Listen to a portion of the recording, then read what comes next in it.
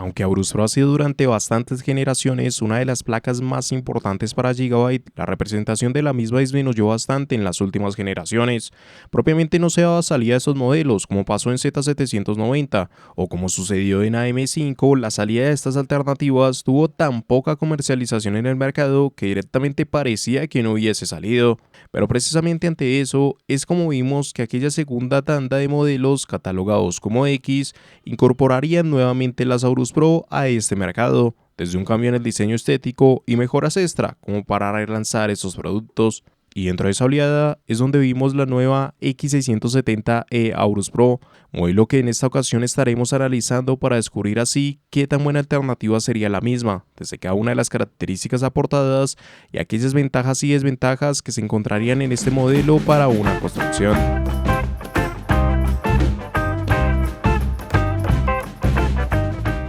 Pero antes de todo, y si estás armando tu próximo ensamble, el patrocinador de este video te interesaría. Cupcase, una empresa de ventas de case donde podrás encontrar múltiples videojuegos con descuentos impresionantes y licencias totalmente legales de Windows 10, Windows 11, entre otras, a los mejores precios del mercado. Solo tienes que realizar el proceso de compra y registro y aplicar el código de descuento extra RE25, que te dará un 25% de descuento, quedando claves como las de Windows 10 Pro en tan solo $16,93. Tendrías múltiples formas de pago dependiendo de tu país y recibirás tu clave correspondiente directamente en tu correo o en la propia cuenta. Y el proceso de activación es aún más simple: dirigirnos a las configuraciones, hacia el apartado de sistemas y activación, poner la clave correspondiente y poco más. Tendrías tu licencia activada. Recuerda que esas keys de Windows 10 Pro también te servirían con Windows 11, como el ejemplo mostrado. Gracias a Cupcake por patrocinar este video y puedes encontrar toda la información correspondiente en la descripción para que te hagas con los mejores descuentos.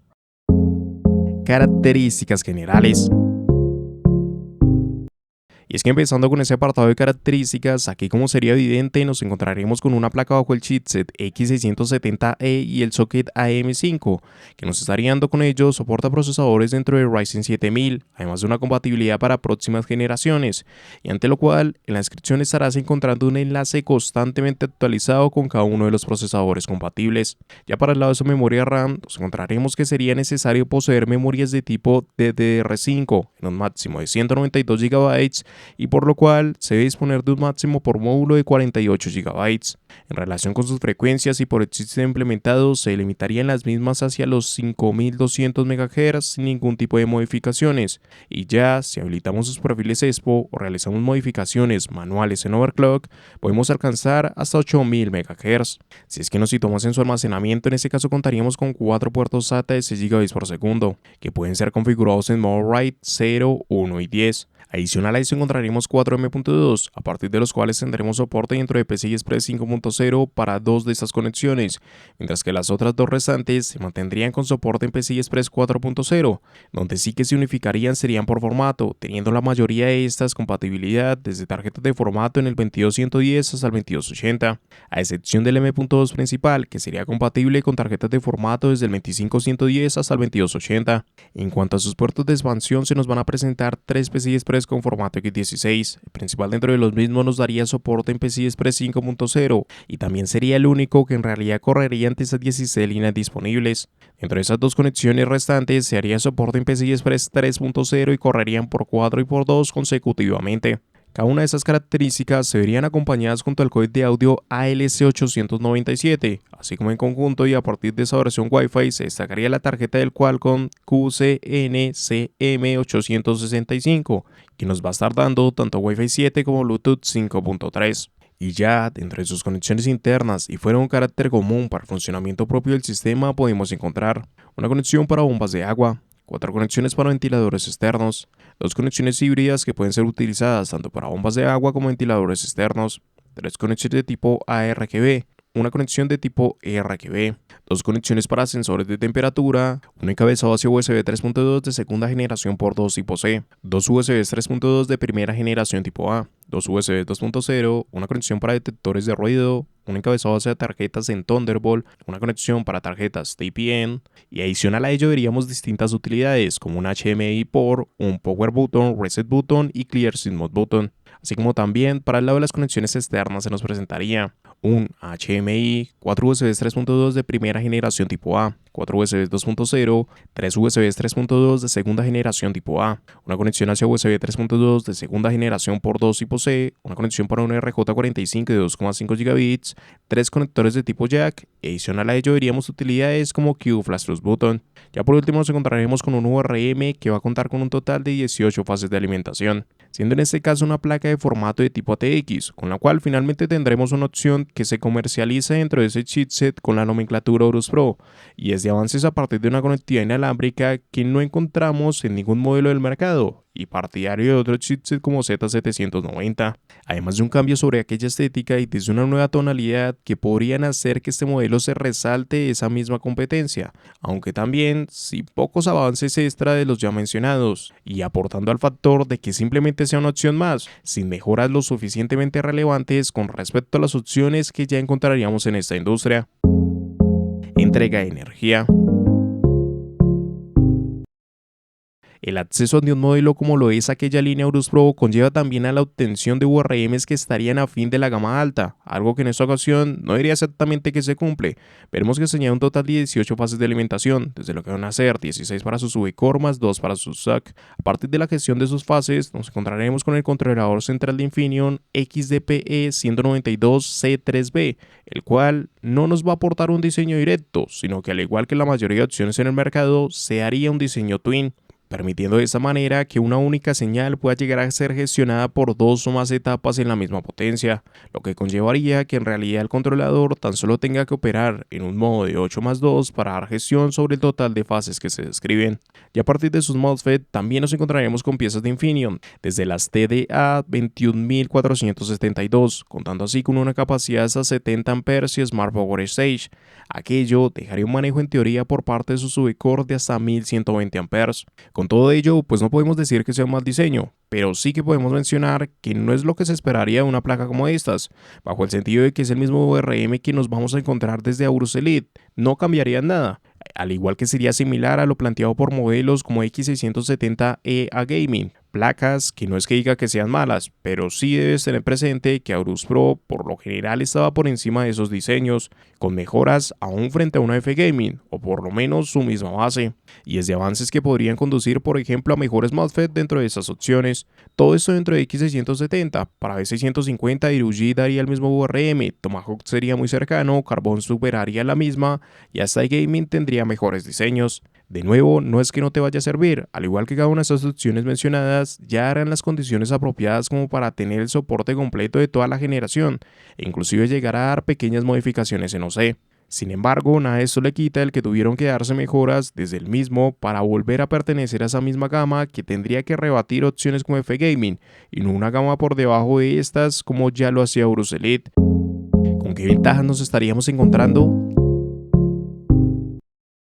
Dentro de aquellas ventajas que podríamos mencionar con este modelo, principalmente van a sobresalir algunos aspectos que surgieron producto de ser una de las últimas placas que saldría para estos chipset, ya que aquel distanciamiento con este primer modelo trajo mejoras ante la conectividad inalámbrica como lo fue el paso en Wi-Fi 7, algo que es que no vamos a encontrar desde ninguna opción en el mercado en AM5 en la actualidad, inclusive hablando de topes de gama no se tendría esa mejora, así que por lo menos ante un aspecto como estos y desde el momento en el que sale este video, aquel añadido por mínimo que parezca es su principal ventaja. De su mano se podría llegar a señalar añadidos peculiares, y es ahí donde veremos esa conexión hacia USB-C al interior de la placa, nombrada como HDMI Port, y que tendría fines como la incorporación de pantallas personalizadas integradas directamente al gabinete. Ante el resto de los añadidos, exceptuando lo que se denota en cuanto a la propia estética, podríamos decir que ya es común, y son añadidos que podríamos ver desde otros modelos, que evidentemente no significa que sean malos. De hecho, ahí se destacarían otros aspectos,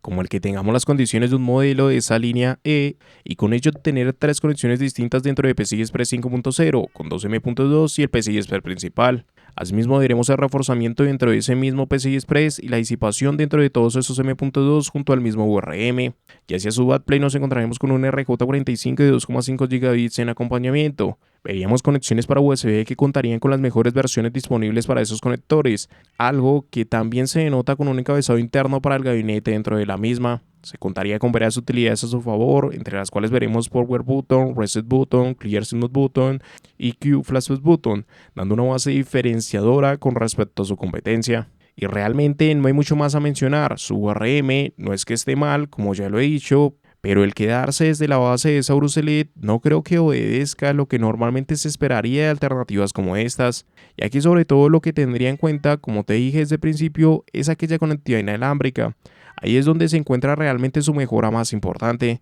Si esto, o mínimamente su diseño, no impacta en tu decisión, tampoco hay una característica muy relevante por la cual te diría que tuvieses la misma. ¿Con qué desventajas nos estaremos encontrando? Dentro de ese modelo encontraremos distintos aspectos que podrían añadirse en esas desventajas, como puede ser por ejemplo que no se deshaga ese códec de audio de la gama baja, ya que se siguen empeñando en poner códecs de audio de gamas bajas como el ALC897, que no es que te vaya a funcionar mal, si realmente no vas a fin de algún aspecto o función relacionado con el audio, probablemente ni notes la diferencia de conexiones de mayor gama, pero sí que para nada representa lo que cuesta la placa ni la gama de la misma. Y aquí nuevamente juzgaría su URM. Porque tal cual como ese códec de audio no tiene sentido el que no se diesen mejoras al mismo, sobre todo considerando las opciones con las que se debería rivalizar como es AF Gaming, donde evidentemente ya no tiene aspectos por los cuales destacarse más allá de esa conectividad inalámbrica. Y mucho de lo que podemos juzgar en cuanto a ese modelo se encuentra alrededor de esto, en cómo sería una placa que se queda bastante corta con respecto a lo que se esperaría, no solo de una gama de placas como Aorus Pro, sino un modelo que ya tenía en el mercado un montón de alternativas sobre las cuales compararse para dar realmente una competencia y optó por no destacarse en prácticamente nada. Y sobre todo, juzgo bastante la misma por la buena representación de Z790 Aorus Pro X, que sí, es un modelo para Intel, pero que salió en la misma oleada con esas opciones y fue el motivo también para sacar esa placa. Pero ahí sí se destacaron varios aspectos, viendo buenos URMs por encima de su competencia, pasos en un quinto M.2 y Vision Link. Cualquiera de esos aspectos, aunque sea uno solo, podría dar cambio a mucho de lo que estoy diciendo, pero de lo único que se agarraron fue Wi-Fi 7, que siendo honesto y desde la base en Wi-Fi 6E del resto de opciones que encontramos en el mercado,